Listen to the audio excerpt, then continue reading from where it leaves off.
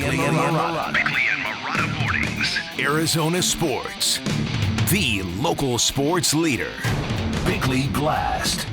In another cruel twist for our beloved basketball team, the Suns are once again a national embarrassment. And on Tuesday, they became a lyric from a Who song, as in, meet the new boss, same as the old boss. The Suns unveiled Brian Gregory as their general manager, a basketball lifer who seems like a really good guy. The kind of guy you cheer for. But he has no pertinent qualifications other than being very close with Mat Ishbia. He isn't even pretending to have autonomy, admitting that he is now in charge of implementing Ishbia's vision. So instead of giving the keys to a proven NBA GM, Ishbia is doing just the opposite. He thinks the answer is more of what he wants, streamlined through the people he trusts. It's also contrary to the big and identifiable changes that Ishbia claimed were coming. In fact, this just feels like more of the same, right down to Josh Bartelstein being involved in every basketball decision moving forward.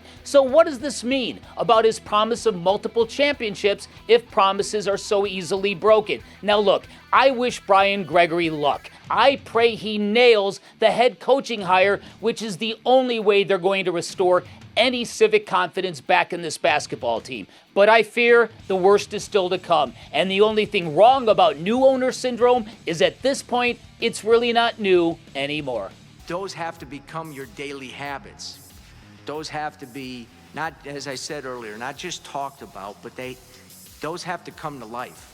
When we talk about identity, when we talk about culture, that's who you are on a daily basis. So that's not just in practice. That's how in your individual skill work, that's in the weight room, that's in the training room. All those things come into play. And to be honest with you, that's our organization. Brian Gregory, new general manager of the Phoenix Suns, talking about identity, culture, alignment was talked about a lot. We've had a little bit of fun with that. I think a lot of people in Phoenix are having fun with the word alignment today. Right. I did get a kick out of the story. Somebody asked about the relationship Brian Gregory has with Devin Booker, and he told this story. An old crappy gym, I think it was in Indiana when he was 15 years old. I went and my assistant told me to go see this kid play from Grand Rapids. I went and saw him play, and I told my assistant, you don't have to see him play anymore because there's no way he's going to Dayton, Ohio. So we have a relationship that goes a long way back because we actually recruited him then. Yeah, and he also... So that's an anecdote that proves he does know talent. He's looking in the right places, right? Is it just me, or does anybody else hear a little bit of Joe Pesci? Maybe that's it. Jared's been trying to figure it out all morning. Day I've been trying to figure this out. Funny how? How am I funny? Maybe that's it. Do I amuse you? Are you telling me a grit cooks faster in your kitchen? Except it has that thick Chicago accent, though. It's not the New York accent. Right, exactly. Yeah. I said... I don't think it's a typical Chicago accent. It kind of, to me, it sounds very typical. Well, because you were around it. But yeah. I used to around these kind of people with this accent there. That's what he has, though. He has that. It's just not as profound as that. Yeah, Joe Pesci's a good one. Maybe it's that. Because I was thinking Bruno. Play that last cut you just played. The one about Devin Booker? Yeah, yes. An old crappy gym, I think it was in Indiana when he was 15 years old. I went and my assistant told me to go see this kid play from Grand Rapids. I went and saw him play. And I told my assistant, you don't have to see him play anymore because there's no way he's going to Dayton, Ohio. I like that anecdote. Listen, the fact of the matter is, I think that everybody kind of knew that this was not a win-win situation at the press conference unless Brian Gregory came out and just dazzled people with vision and acumen and autonomy.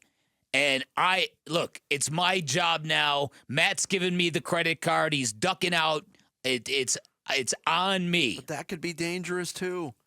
The Suns organization was in a situation last summer, 11 months ago, where somebody came in and knocked it out of the park at the press conference. And it couldn't have gone worse. So... You're exactly right. It's what we're focusing on now because it is the thing to be focused on. We don't have anything else to go on. We know what Brian Gregory needs to do. We'll see what happens. press conferences are kind of necessary evils, is the way I view them. Do you? When you're in a situation that the Suns are in, yes. Yeah. Absolutely. When so much failure has transpired that you know you're not getting out of this press conference alive. But were you at all, we kind of previewed, what do you expect to hear? And I said, don't expect to hear much, but we were also wondering about the logistics. Was somebody going to sit with Brian Gregory? Was there going to be a little bit of an anecdote about, hey, this is how he came into our organization and he's wowed us and that's why he's in this role, ladies and gentlemen, Brian Gregory. That didn't happen. He was there solo. There was no Mat Ishbia. There was no James Jones. There was no... Josh Bartelstein was there, but he stayed upstairs. Yes. Were you surprised at all by that? I was encouraged by that. Yeah. I think that's a good move because you've got to show, because there's really just, what's the fundamental question here? The fundamental question is, who's in charge? Mm-hmm. Well, who's driving? If Ishbia was there, though, he could have said he's in charge. That was the part that... But if Ishbia were there, just the visual of it would be saying exactly the opposite. True.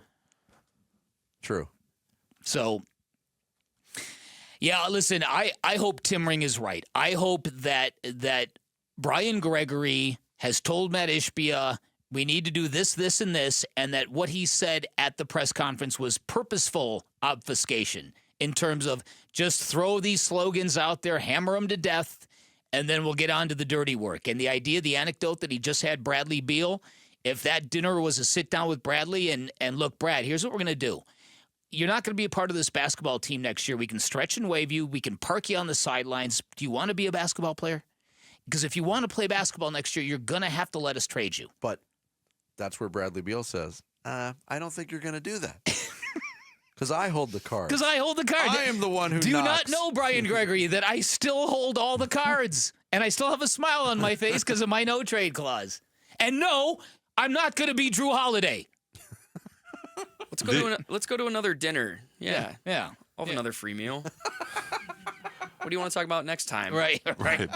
Well, that's the thing. Like, if and no reason to believe that Gambo's not right.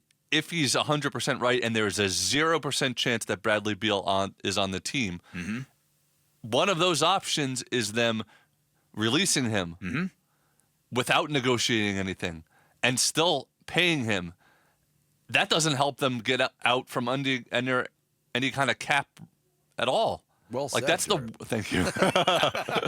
But you know what I mean, though? No, you're exactly right. That's the worst case scenario to me, because then you're just paying somebody not to be here, and is he that much of a cancer? In recent, which I don't think is the case. I don't think it's just another bad fit situation. But we've seen recently the Suns paying somebody to be away from the team. Yeah. And this would be that times about 5, because Bradley Beal makes that much more money than Jay Crowder made when he was here.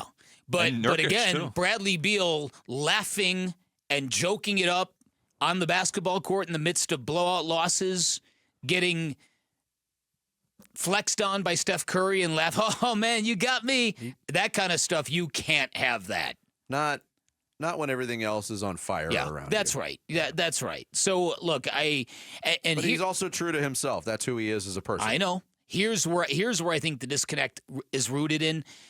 The opening press conference with Mike Budenholzer, we were all wowed. We thought this is the most spiritual thing. This is the most nostalgic thing. Al McCoy The moment with Al. Moment with Al. This is just the greatest thing ever. Even Al McCoy said this is going to be one of the best days in the history of the team.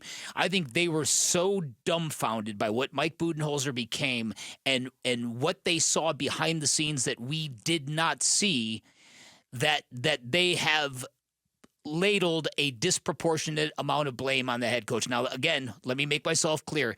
From what I've heard, they had every right to fire him.